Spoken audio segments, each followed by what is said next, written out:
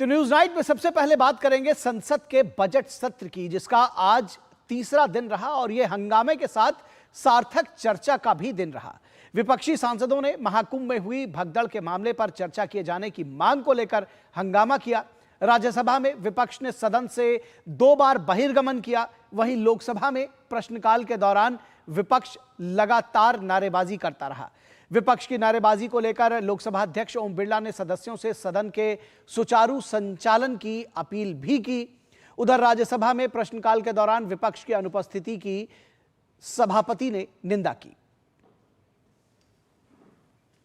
अगर आपको देश की जनता ने नारेबाजी करने के लिए और प्रश्नकाल को स्थगित करने के लिए भेजा है, तो आप यही काम कीजिए।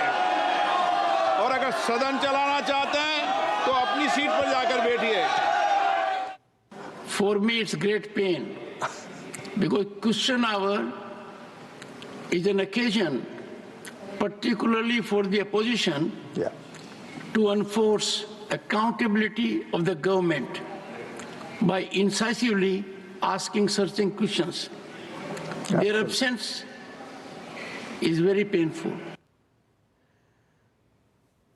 और राज्यसभा में राष्ट्रपति के अभिभाषण के धन्यवाद प्रस्ताव पर भाजपा की तरफ से किरण चौधरी ने चर्चा की शुरुआत की। उन्होंने कहा कि सरकार ने किसानों की आय दोगुनी करने के लिए महत्वपूर्ण पहल की है। भाजपा सदस्य ने कहा कि विपक्ष सरकार के खिलाफ कृषि क्षेत्र के लिए किए गए कार्यों को लेकर गलत अभियान चला रहा है। उन्होंने कहा कि यूपीए सरकार ने डॉक्टर स्वामीनाथन समिति की सिफारिशों को ठंडे बस्ते में डाल दिया। उन्होंने आगे कहा कि प्रधानमंत्री नरेंद्र मोदी के नेतृत्व में सरकार ने किसानों को उनकी उपज के लिए अधिक आय सुनिश्चित करने के लिए तमाम उपाय किए हैं। उसकी उन्होंने भूरी भूरी प्रशंसा की।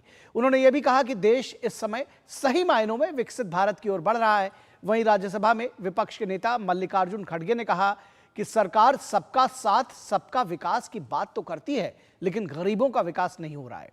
उन्होंने कहा कि सबके विकास के लिए सरकार नौकरियों पर भर्ती जरूरी है।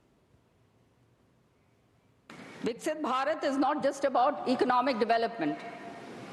It is about breaking the chains of dependence, achieving modernization, and ensuring that our political, economic, and social progress go hand in hand. And this is the dream of every citizen in India today. Viksit Bharat is a profound reflection of the dreams of the sages and visionaries such as Swami Vivekananda. Indian economy now records a steady credit growth. Banks post higher profitability and lower NPAs.